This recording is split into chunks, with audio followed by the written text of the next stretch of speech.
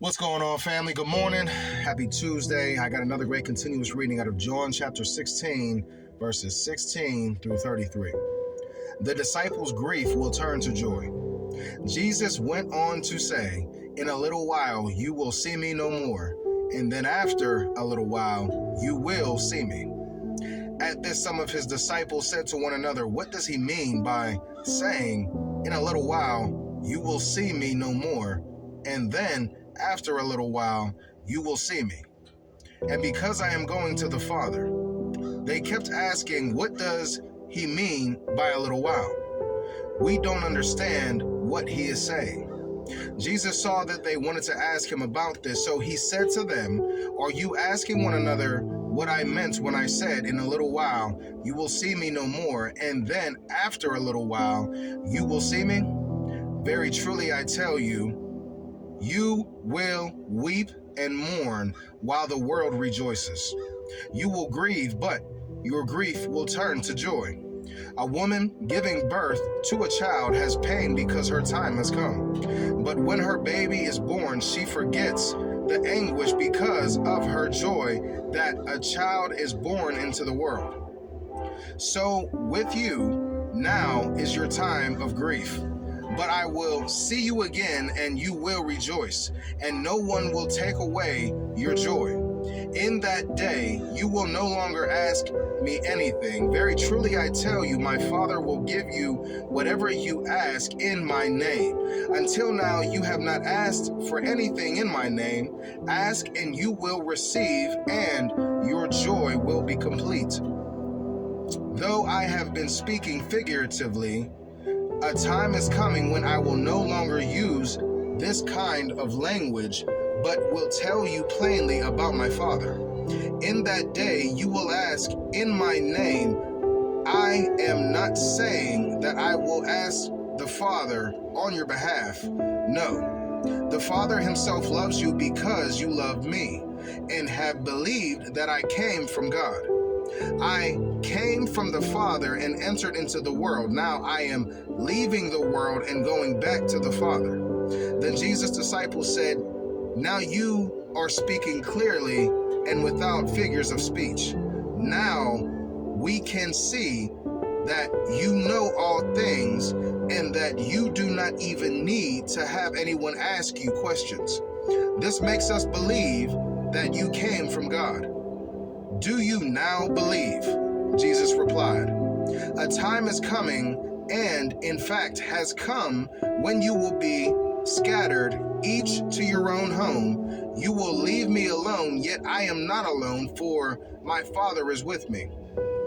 I have told you these things so that in me you may have peace.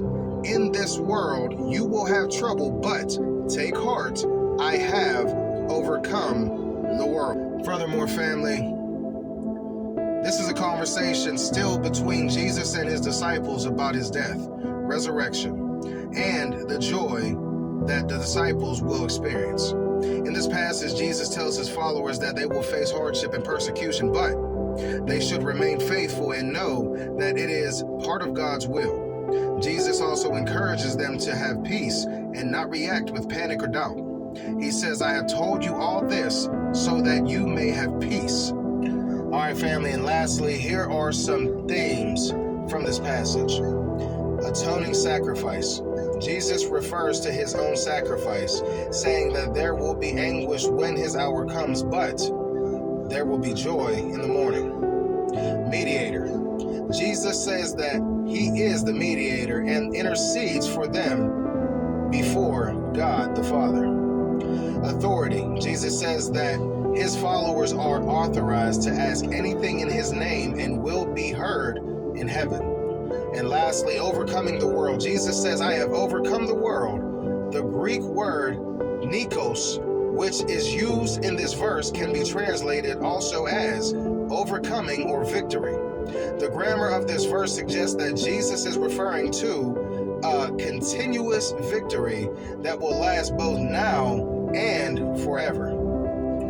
So as I stated before, family, we have to remember, we have to recognize, we have to see that Jesus was just getting his disciples ready for the time to come. And that time that he was going to be put to that cross, put to death, that everything he taught, everything he did, everything he said was going to come to pass. And the appointed time for his ascension into heaven was nigh.